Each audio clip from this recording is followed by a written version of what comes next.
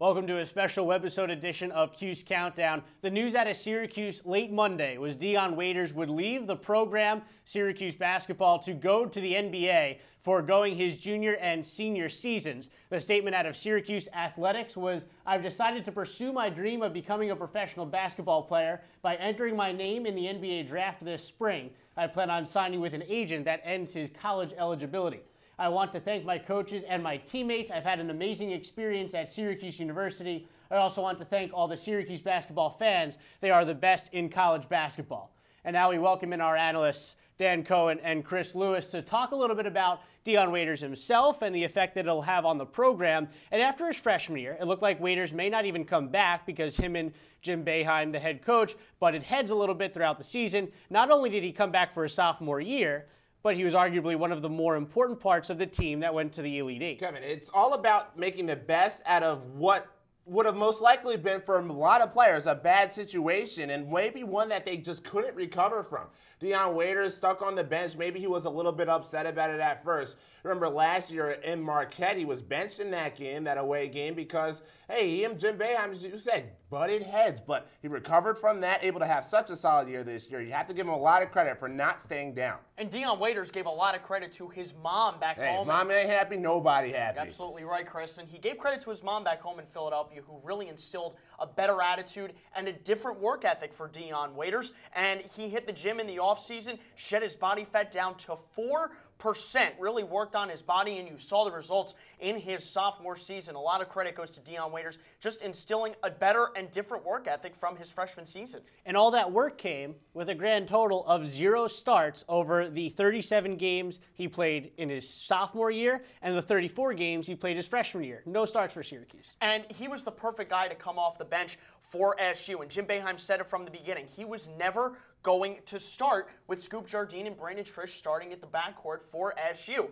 And when he came off the bench, not only was he the most explosive player on this offense, driving into the rim, so many highlight reel dunks from Waiters in his sophomore year, but he was arguably this team's best defensive player a year after Coach Boeheim said Dion Waiters didn't play any defense. Hey, he has the same highlight reel dunk. Let's not say that he's creative with the highlight reel dunks, the one-handed slam, but you're right. He's a perfect complement, being able to be the different kind of guard than Scoop Jardine and Brandon Trish. And when those two guys, those guys are really staples, Scoop Jardine being the aggressive, Brandon Trish being more the laid back. You have Scoop Jardine. He's able to be the one to help this team, or you have Dion Waiters, being able to be the one to help this team maybe get that rhythm off the bench that they're missing with the starters. You were talking a little bit about the guards, but now Trevor Cooney coming off his redshirt year and Michael Carter-Williams coming off limited playing time because he had all those skilled players in front of him.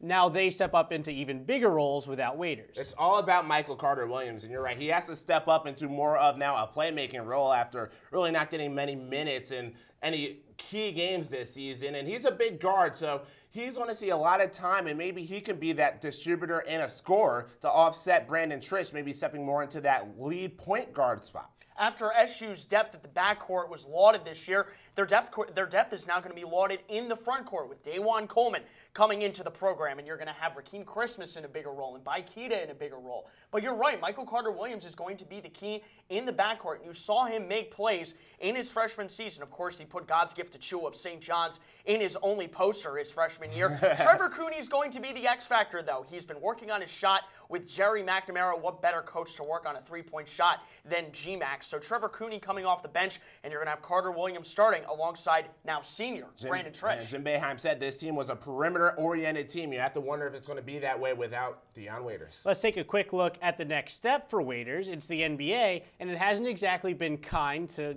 Syracuse guards. It hasn't. It hasn't at all. You look at Andy Routins, you look at Johnny Flynn. Andy Routins wasn't projected to be a really elite NBA player, and you got Johnny Flynn, who you thought would be maybe one of the more explosive point guards in the NBA era of point guards, but that hasn't necessarily been the case.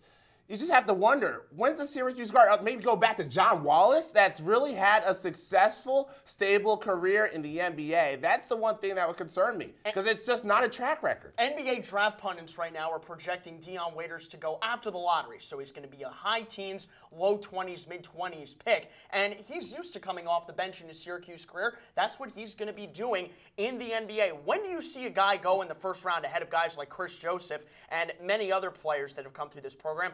that hasn't recorded a single start. He's going to be that explosive spark off of an NBA bench, and whether it's going to be for a contender or a team that's going to be rebuilding in the NBA, Dion Waiters can provide that spark and that playmaking ability that you saw here at SU. And usually those players, though, have been starters in college and then transition to that role in the NBA. It's just going to be interesting to see Dion Waiters, who did it in college and probably will play that similar role in the NBA.